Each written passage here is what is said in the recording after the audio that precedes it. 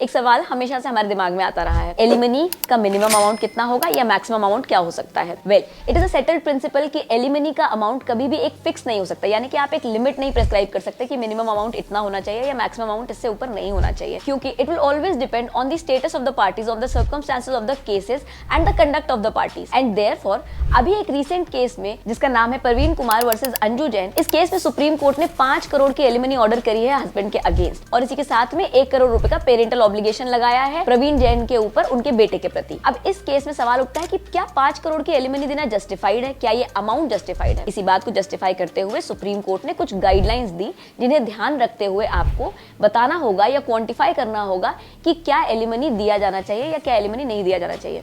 In the present case, the husband and wife were living apart for past 20 years. Husband का कहना था कि wife का जो बिहेवियर है उनके पेरेंट्स के प्रति या उनके प्रति बहुत ही इनडिफरेंट है और बहुत ही हाइपर सेंसिटिव बिहेवियर है। वहीं वाइफ का कहना था कि पति जो है वो कई बार बैड बिहेवियर शो करते हैं। इन दोनों बातों को देखते हुए कोर्ट को ये रियलाइज हुआ कि इनकी मैरिज इररिट्रीवेबली ब्रोकन डाउन है, that is it is beyond repair and hence divorce is the only way through it. Irretrievable breakdown of marriage as such is not an official ground recognized under the Indian law. But आजकल courts इस principal को apply करते हुए कई सारी marriages को exceptional cases में dissolve कर देते हैं। इस केस में भी यही हुआ और साथ में सुप्रीम कोर्ट ने गाइडलाइंस दिए कि अगर आप एलिमनी का अमाउंट सब्सटैंशिएट करना चाहते हैं तो आपको स्टैंडर्ड ऑफ लिविंग देखना पड़ेगा, जिसके साथ एक महिला अपने मैट्रिमोनियल हाउस में रह रही थी। आपको पार्टीज का इनकम, उनके असेट्स देखने पड़ेंगे, आपको हस्बैंड की अर्निंग कैपेसिटी, उसके असेट्स, साथ में उसके ऊपर क्या और ऑब्लिगेशंस है उनको भी देखना पड़ेगा।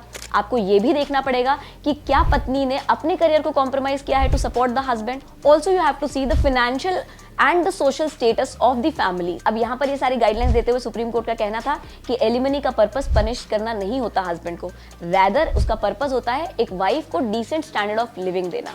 आपका क्या कहना है इस बात के ऊपर, मुझे जरूर बताइएगा कमेंट सेक्शन में। Bye guys, make your day great.